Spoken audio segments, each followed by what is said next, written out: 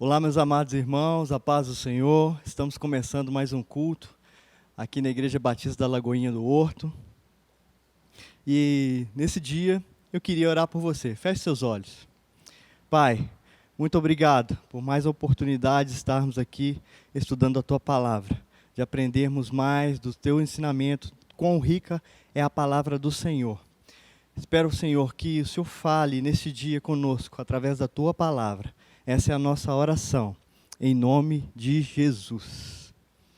Amados irmãos, nesse dia, para compartilhar a palavra com vocês, eu gostaria que vocês abrissem suas Bíblias no livro de 1 Samuel, capítulo 1. Nós vamos ler do versículo 1 ao 28. E diz assim a Bíblia: o nascimento de Samuel. Havia certo homem de Ramataim, Zufitá, dos montes de Efraim, chamado Eucana, filho de Jeroão, neto de Eliú e bisneto de Tou, filho de Euframita Zuf. Ele tinha duas mulheres, uma se chamava Ana e a outra Penina. Penina tinha filhos, Ana, porém, não tinha. Todos os anos, este homem subia de sua cidade a Siló para adorar e sacrificar ao Senhor dos Exércitos. Lá, Ofni e Finéias, os dois filhos de Eli, eram sacerdotes do Senhor. No dia em que Eucana oferecia sacrifícios, dava porções à sua mulher Penina e a todos os filhos e filhas dela. Mas a Ana dava uma porção dupla, porque a amava, apesar de o Senhor tê-la deixado estéril. E porque o Senhor a tinha deixado estéril, sua rival a provocava continuamente, a fim de irritá-la. Isso acontecia ano após ano. Sempre que Ana subia à casa do Senhor, sua rival a provocava, e ela chorava e não comia. Eucana, seu marido, lhe perguntava: Ana, por que você está chorando? Por que não come? Por que está triste? Será que eu não sou melhor para você do que 10 filhos? Certa vez, quando terminou de comer e beber em Siló, estando o sacerdote Eli sentado numa cadeira junto à entrada do santuário do Senhor, Ana se levantou e com a alma amargurada chorou muito e orou ao Senhor. E fez um voto dizendo: Ó Senhor dos exércitos, se tu deres atenção à humilhação de tua serva, te lembrares de mim e não te esqueceres de tua serva, mas lhe deres um filho, então eu dedicarei ao Senhor por todos os dias de sua vida, e o cabelo e a sua barba nunca serão cortados. Enquanto ela continuava a orar diante do Senhor, Eli observava sua boca. Como Ana orava silenciosamente, seus lábios se mexiam, mas não se ouvia sua voz. Então Eli pensou que ela estivesse embriagada e disse: Até quando você continuará embriagada? Abandone o vinho. Ana respondeu: Não se trata disso, meu senhor. Sou uma mulher muito angustiada, não bebi vinho nem bebida fermentada. Eu estava derramando minha alma diante do Senhor. Não julgues tua serva uma mulher vadia.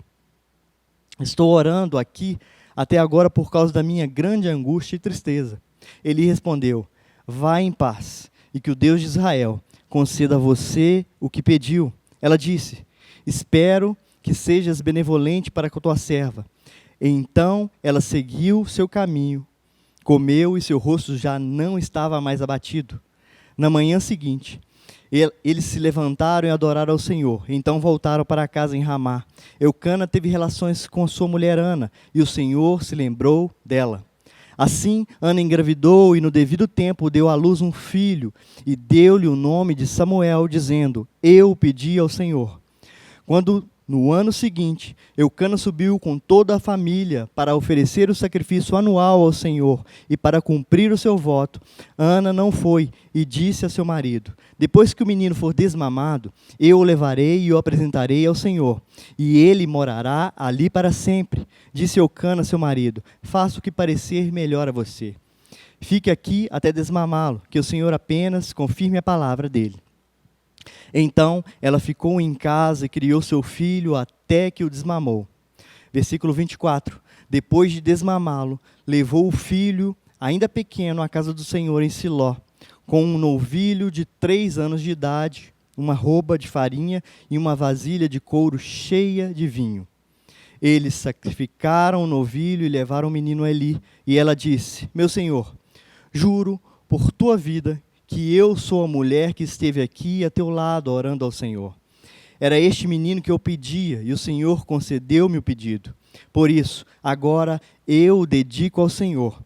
Por toda a sua vida será dedicado ao Senhor. E ali adorou o Senhor. Graças a Deus.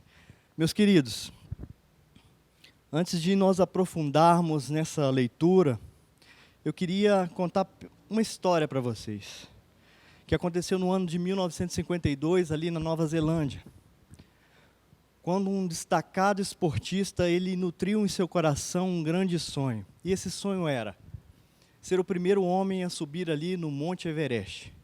Você sabe, o Monte Everest fica ali no Nepal, e hoje ele tem mais de 8.000 metros de altura. E até então ninguém tinha subido ao cume daquele monte. E esse homem chamado Edmund Hillary, ele supriu esse sonho e ele se preparou para subir, ser o primeiro homem a chegar ali. Mas ele teve seus sonhos frustrados. Quando ele iniciou a sua jornada, ele não conseguiu completar. E ele ficou frustrado, ele não conseguiu completar. Passado alguns meses, ele foi convidado a dar uma palestra na Inglaterra. E quando ele se preparava para entrar no auditório, meio que propositalmente tinha uma gravura do Monte Everest. E ele, ao se caminhar para o auditório, ele olhou para aquela gravura, ele entrou para o auditório já cabisbaixo. Mas por um instante, ele olhou para aquela gravura, esqueceu de toda a plateia e apontou para aquela gravura. Você me venceu e você não pode mais crescer, mas eu posso. E 6 meses depois, Edmund Hillary se tornava o primeiro homem a subir ao cume do Monte Everest. E o que eu quero dizer com essa história? Nunca desista dos seus sonhos. Eu sei que você que está vendo aqui, você tem sonho, eu tenho sonho, nós temos sonhos. Quem não sonha, não vive. Quem desistiu de sonhar, desistiu de viver. Mas é bem provável que você que está vendo essa mensagem já tenha perdido seus sonhos, aqueles sonhos mais bonitos pela estrada da vida. É até provável que haja alguém aí vendo, ou até você conheça alguém que já viu seus mais belos sonhos se transformando em pesadelos. Quem sabe, alguém já entregou o seu sonho e já colocou no túmulo de seus sonhos uma lápide. Aqui jaz os meus sonhos. E eu quero encorajar você nesse dia a trazer de volta estes sonhos, ainda que impossíveis, e colocar na presença de Deus. Nós estamos aqui na presença do Deus do impossível. Para Ele não tem causa perdida, para Ele não tem problema insolúvel, para Ele não tem doença incurável, para Ele não tem vida irrecuperável, para Ele não tem família sem solução, não tem relacionamentos sem solução. Ele é o Deus das maravilhas. Ele pode o impossível dos homens. O texto que nós acabamos de ler nos fala de uma mulher que tinha um sonho. Era um sonho legítimo, um sonho lindo, um sonho de ser mãe. Mas Ana era estéril, seu ventre era um deserto. E aí eu fico imaginando, você também pode imaginar aí, se Ana fosse a nossa contemporânea, se Ana vivesse nos dias de hoje, no nosso meio, ela enfrentaria com certeza algumas abordagens do tipo, por exemplo, alguém se aproximaria de Ana, para dizer assim: você é uma mulher tão crente, você ora tanto, você vai tanto na igreja, você está doente, minha filha. Tem coisa errada na sua vida, tem coisa errada na sua família. O que você precisa fazer é uma análise bem minuciosa da sua árvore genealógica, porque é muito provável que haja uma maldição hereditária incrustada aí na sua família. Só que o problema de Ana não era maldição hereditária. Se Ana vivesse hoje, outra pessoa possivelmente se aproximaria dela, como os amigos de Jó fizeram. Olha, Ana, ninguém sofre sem causa. Todo efeito tem uma causa. Para você estar doente, todo efeito tem uma causa. Para você estar doente, para você estar sofrendo, para você ter seus sonhos frustrados, tem que ter uma causa. Deve ter algum tipo de pecado na sua vida, alguma coisa errada na sua história. Enquanto você não identificar esses pecados e não confessá-los, você não vai ser curada, seus sonhos não serão realizados. Mas o problema de Ana não era pecado escondido. Talvez outra pessoa ainda mais audaciosa diria a Ana: Ana, deve ter algum demônio de esterilidade escondido aí na sua vida. O que você precisa fazer é ir num culto de libertação. Só que o problema de Ana não era demônio. Eu quero que você confira comigo no versículos 5 e 6. 1 Samuel, capítulo 1, versículos 5 e 6.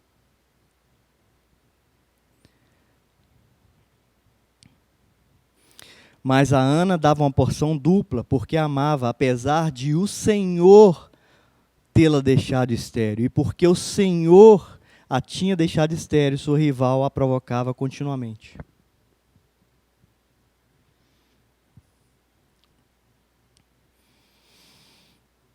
O verso 6 diz que o próprio Deus havia deixado estéril, de tal maneira que a doença de Ana não tinha a ver com maldição, a doença de Ana não tinha a ver com pecado, o problema de Ana não tem a ver com demônio, o problema de Ana tem a ver com Deus.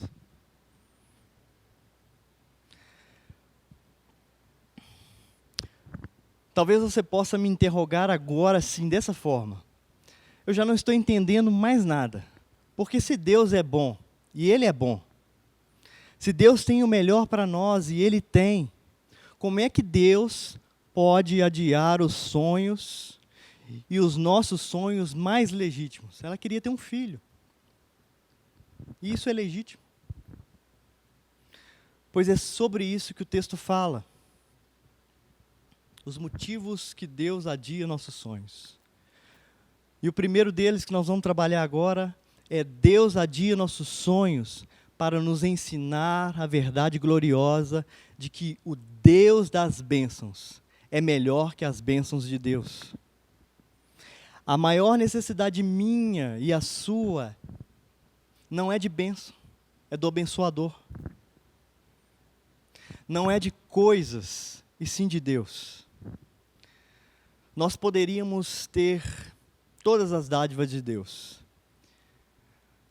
Se nós não tivermos Deus, se não experimentarmos a presença de Deus, as bênçãos de Deus não irão nos satisfazer. Poderíamos ter todas as dádivas, se não temos o doador, nada é capaz de nos satisfazer. Só Deus pode te satisfazer. Só Deus preenche nosso coração. Só Deus atende aos reclames da nossa alma. Nós estamos vivendo uma geração profundamente marcada pelo humanismo antropocêntrico, que é o homem no centro. E nessa geração o que mais se escuta é correr atrás da bênção. A Bíblia nos ensina a buscar o abençoador. Nós estamos vivendo uma geração onde as pessoas mudaram o eixo do Evangelho, onde o homem é o centro de todas as coisas, onde parece que a pregação hoje é que a vontade do homem tem que prevalecer no céu, em vez da vontade de Deus prevalecer na terra. Parece que é Deus que está a serviço do homem, e não o homem a serviço de Deus. Mas deixa eu te dizer uma coisa. Quando começamos a colocar coisas ou pessoas no lugar de Deus, Deus adia nossos sonhos. Para que você entenda que a maior necessidade minha e sua não é de pessoas, não são de coisas, mas sim de Deus. Por que o sonho de Ana foi adiado? Ela começa a buscar a Deus como nunca buscara antes. Quando Deus permite uma prova na nossa vida, uma luta na nossa história, não é para nos destruir, não é para nos enfraquecer, é para fortalecer as musculaturas da nossa alma. É para nós entendermos que nós precisamos dele mais do que qualquer outra coisa na vida. E o segundo ponto, que Deus adia nossos sonhos. Deus adia nossos sonhos para nos mostrar que tudo que somos, que tudo que temos, veio de Deus, é de Deus e deve ser devolvido a Deus. Olha o que Ana disse para o sacerdote Eli.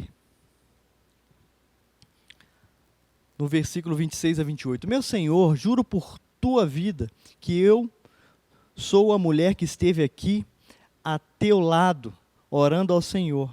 Era este menino que eu pedia, e o Senhor concedeu-me o pedido. Por isso agora eu o dedico ao Senhor. Irmãos, se Ana não tivesse esse entendimento, Samuel teria se transformado em um ídolo em sua vida. Ela teria vivido ao redor de Samuel, colocado Samuel em uma bolha, e Ana cuidaria de Samuel como um ídolo. E este é um risco que eu e você corremos hoje, de recebermos uma dádiva de Deus e transformarmos essa dádiva em um ídolo, substituirmos Deus pela bênção de Deus. Nós, por exemplo, nós pedimos a Deus por prosperidade e Ele dá. A bênção de Deus enriquece e com ela não há desgosto, não tem desgosto. É Deus que fortalece as nossas mãos para adquirirmos as riquezas. Aí a pessoa começa a prosperar, e aí o que acontece? Ela não tem mais tempo para Deus, ela não vem mais às reuniões de oração, não frequenta mais a escola dominical, não pode ir mais na célula porque está tão ocupada cuidando das bênçãos de Deus, que não tem mais tempo para o abençoador. Ela transformou a bênção em um ídolo. E é muito importante entendermos aqui que tudo que temos é de Deus. A vida que você tem é de Deus.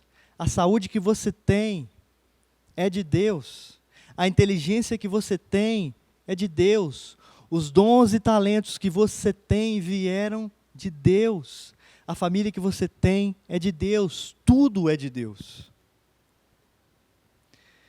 Então, coloque o melhor daquilo que Deus tem lhe dado no altar de Deus, consagrando de volta para Deus.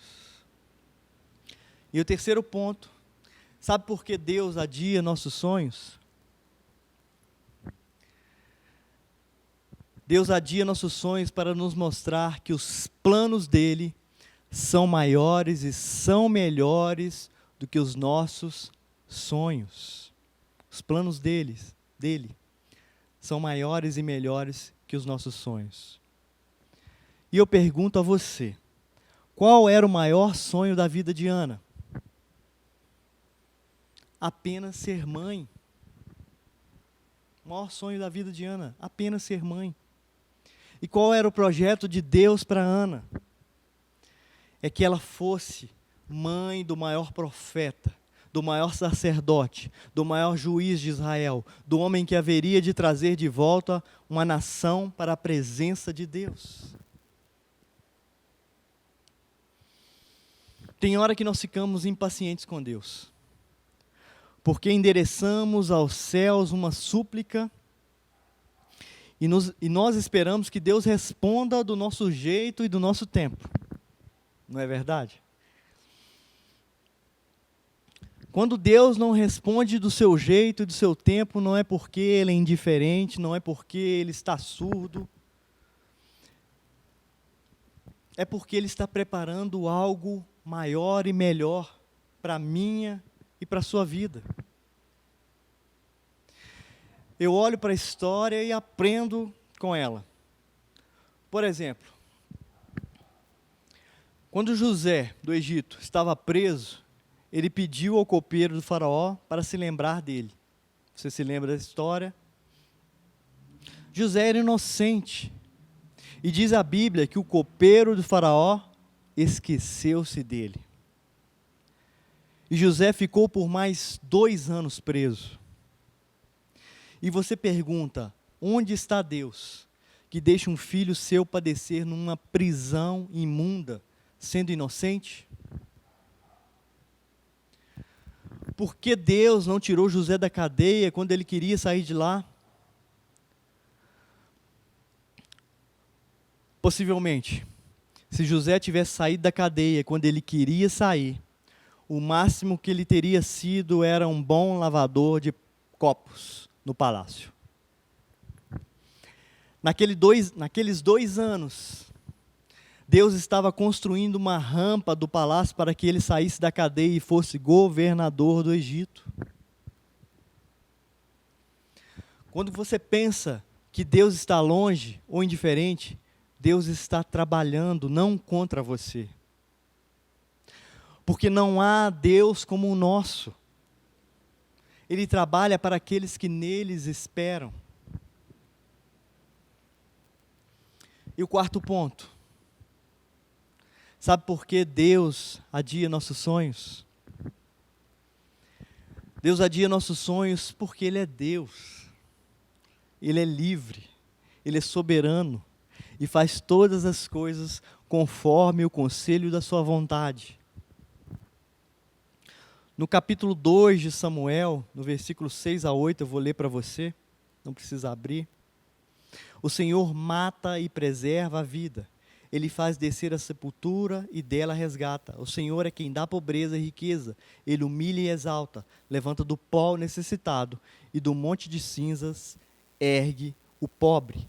Ele os faz sentar-se com os príncipes. Sabe o que esse texto está querendo dizer, meus irmãos? Algumas pessoas hoje, em nome de uma fé robusta, beiram a blasfêmia. Elas chegam para Deus arrogantemente dizendo assim: Deus, eu exijo, Deus, eu proíbo, Deus, eu decreto, Deus, eu determino, e ai de Deus se não atender. Faz um teste. Chega para sua esposa, se você é casado, e fala assim: eu determino que você faça um café para mim agora. Vai ver o que vai acontecer. Deus é soberano. Deus não pode ser colocado contra a parede. Ele não se curva à nossa agenda. Deus se recusa a andar no nosso cronômetro. Ele faz todas as coisas conforme a sua vontade. Mas notem uma coisa. Quando Deus age, ninguém pode impedir a mão dele agir. Ninguém pode. Nós não podemos aceitar a ideia daqueles que acham que Deus não faz mais nada hoje. Deus não opera mais hoje, Deus não realiza mais milagres hoje, aquele tempo acabou, aquele tempo passou. Não! Deus não se aposentou, Deus não está sentado numa cadeira de balanço, assistindo às coisas que estão acontecendo nesse mundo. Não, Deus não está morto, Deus está no trono. Ele é o mesmo ontem, Ele é o mesmo hoje, Ele é o mesmo para sempre. Ele faz como quer, onde quer, com quem quer, por louvor da sua glória, e não precisa pedir licença, nem para mim, nem para você. Ele é Deus.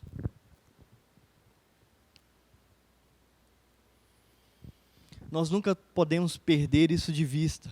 Nós não adoramos uma divindade que está presa no museu da história. O nosso Deus age hoje. Então, meus irmãos, não desista de esperar um sinal do favor de Deus. Não desista de aguardar uma intervenção sobrenatural de Deus na sua vida.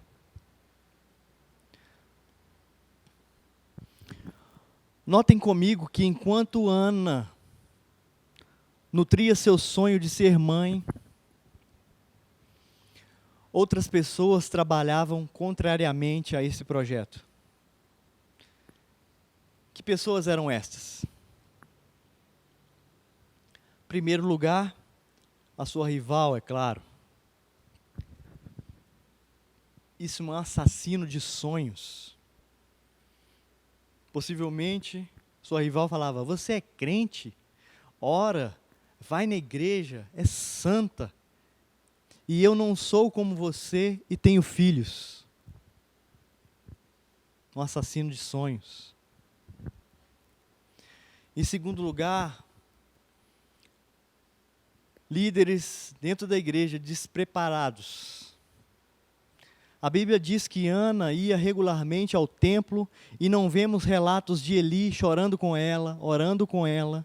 Pelo contrário, a única vez que Eli se aproxima de Ana, ele a acusa de estar bêbada.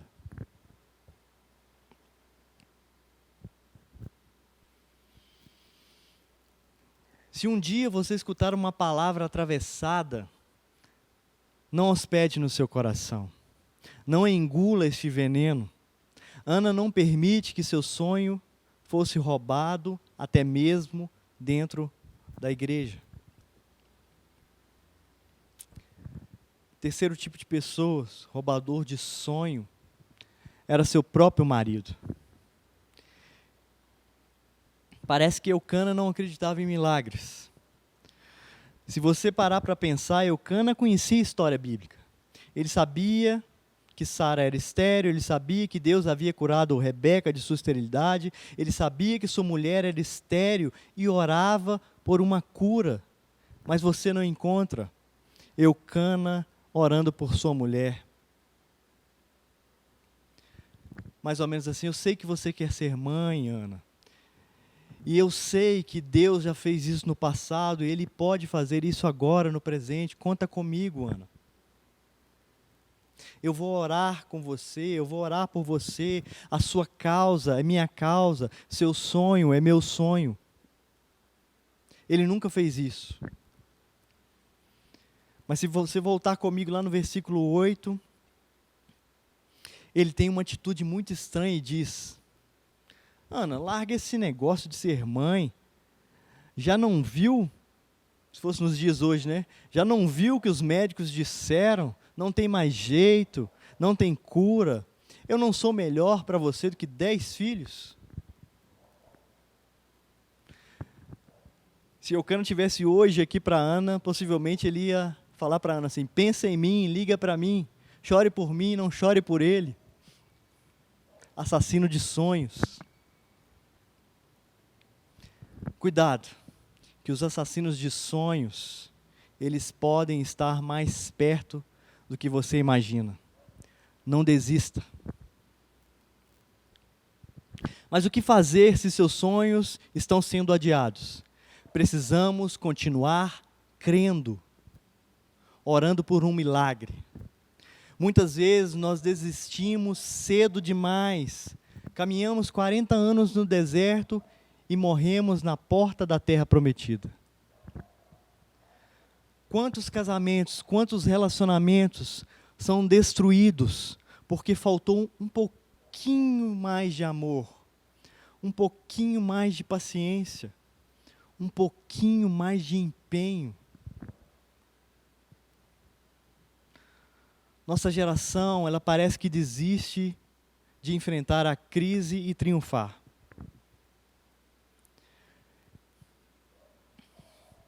Eu não sei o quão é grave o seu problema, quão crônica é a sua luta, eu não sei.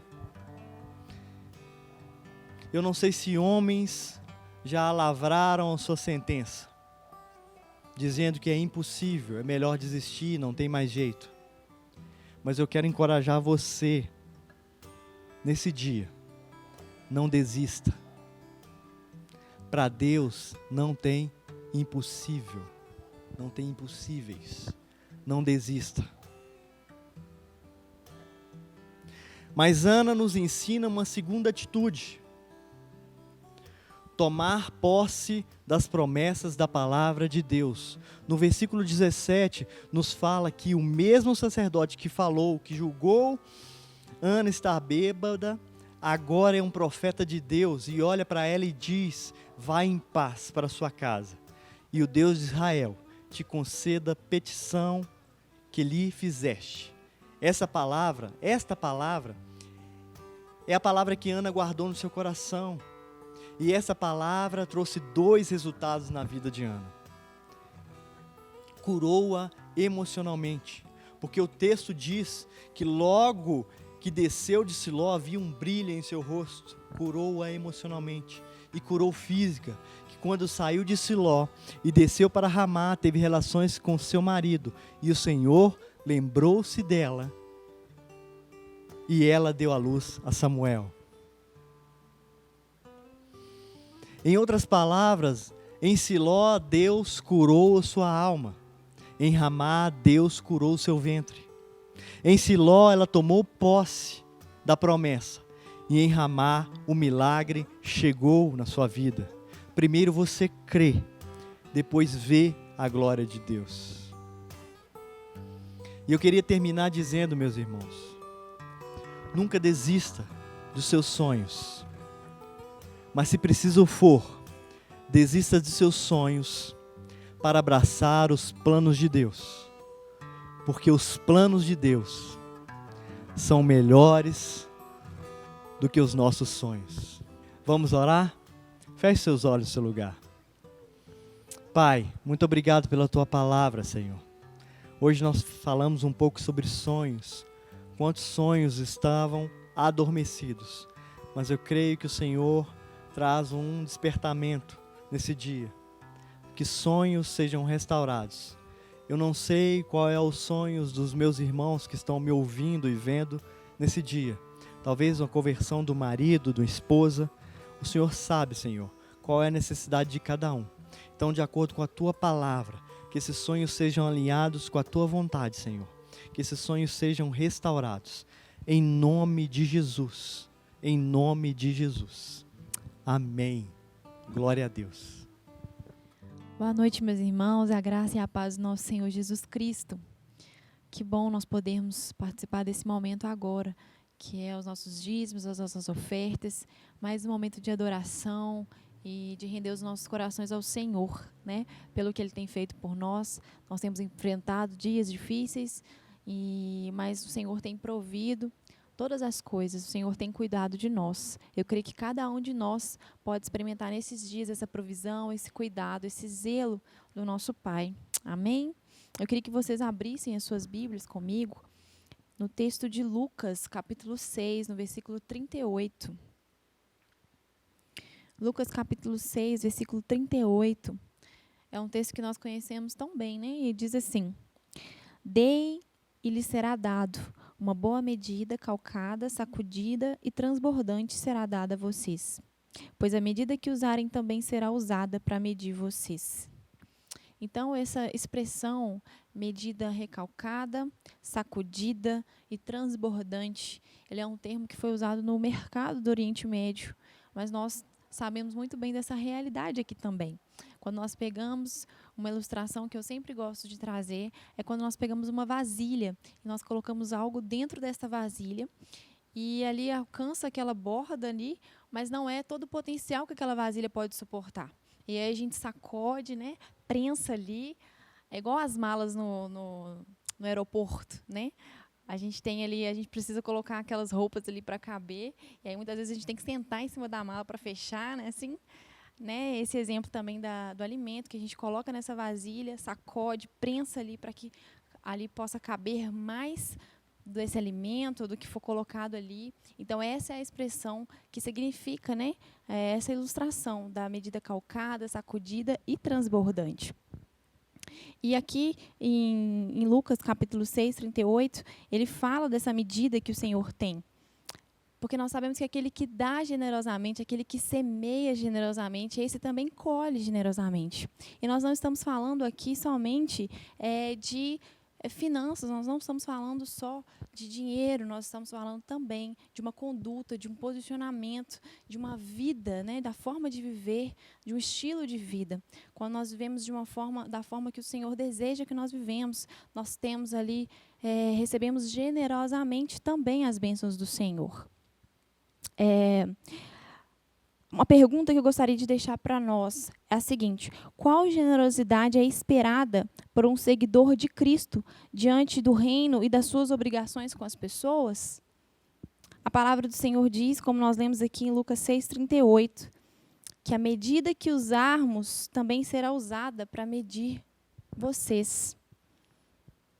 Então, qual tem sido a nossa resposta de generosidade? Porque a medida que usarmos, ela também será usada para nós. Então, nós precisamos refletir nisso. E eu queria também ler o texto de 2 Coríntios, eu gostaria que você abrisse 2 Coríntios 9, no versículo 6 e 7. 2 Coríntios 9, versículos 6 e 7. Que diz assim: lembre-se, aquele que semeia pouco, também colherá pouco, e aquele que semeia com fartura, também colherá fartamente. Cada um dê conforme determinou em seu coração, não com pesar ou por obrigação, pois Deus ama quem dá com alegria. E esse versículo que fala que aquele que semeia pouco também colherá pouco, e aquele que semeia muito também colherá fartamente, aqui não está fazendo no sentido de barganha. Então eu vou dar muito porque eu vou colher muito. Porque no mesmo texto que fala que para nós darmos conforme determinou em seu coração, não com pesar ou por obrigação, pois Deus dá quem ama com alegria.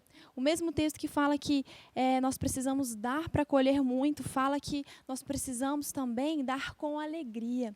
Então, não está relacionado ao valor e à quantidade, mas está relacionado ao propósito no coração, à motivação do coração e à inclinação do coração. Então, essa palavra eu gostaria de deixar para vocês, que nós possamos pensar nisso, como tem sido a nossa conduta, se tem sido generosa, se tem sido uma conduta de algo que agrada, né? De alguém que agrada o coração do Senhor, de servos do Senhor. Então, eu gostaria que você refletisse nessa mensagem, que você possa contribuir, segundo propôs no seu coração, com alegria, devolvendo o seu melhor ao Senhor. Então, com o coração alegre, que você possa fazer o melhor com as suas primícias, com aquilo que o Senhor tem confiado a você, que você possa dizimar e ofertar. Não deixe com que esse período de distanciamento, né, seja um período de você deixar de lado essa gratidão, esse louvor ao Senhor, que é uma maneira de nós expressarmos, né, os dízimos e ofertas são maneiras de nós expressarmos essa gratidão ao Senhor. Amém? Que Deus te abençoe.